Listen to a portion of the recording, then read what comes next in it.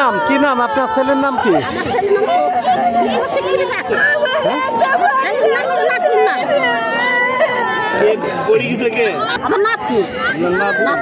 কৌশিকের আব্বার নাম কি?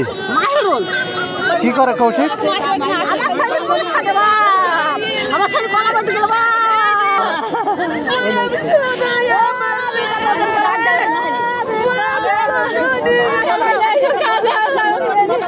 আমি আসতে দিতাম না।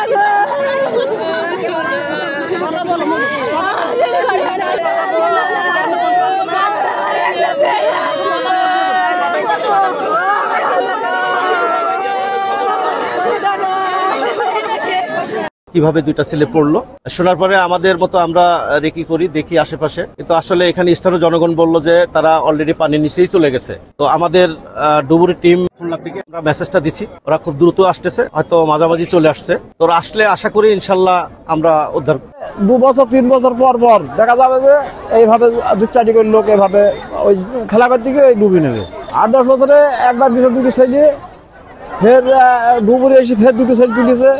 ফের আমাদের গ্রামের ওই মোষ নিয়ে আসছিল, ওই মোষে 1 ফোঁকা দিয়ে বেড়েছে, সে 1 ফোঁকা দিয়ে বেড়েছে প্রথম অনেক আগে। সে গিয়ে ওই যাহা ওখানে গেছে আর ওখানে তলে নিয়েছে।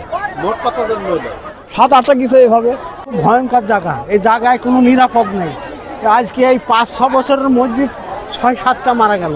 এর আগেও একটা এই দিকের একটা মারা গেল, আর এই গাংনির একটা ছেলে মারা গেছে এই জায়গায় আসে, আর ওই দেখতে হরাম করে সরে যায় কি মারা যায়। এখানে কোনো নিরাপদের কোনো জায়গা নেই, যে নিরাপদ হবে সেই জায়গা নেই এখানে যে মানুষ দেখতে আসে সেই মানুষ ডুবে যায়। জায়গাটা খুব ভয়ঙ্কর, জায়গাটা খুব খারাপ জায়গা, গভীর জায়গা। এই জায়গাটা সরকারকে এত সুন্দর করে বাঁধি দেওয়ার দরকার। আজকে 2টো ছেলে, ট্যাংরামারের একটা ছেলে, আমদার একটা ছেলে সতে দেখতে এসেছিল, দেখতে এসে সতে ডুবে মরে গেছে। অনেক কয়েক বছর ধরেই মানুষ এইভাবে মারা যায়।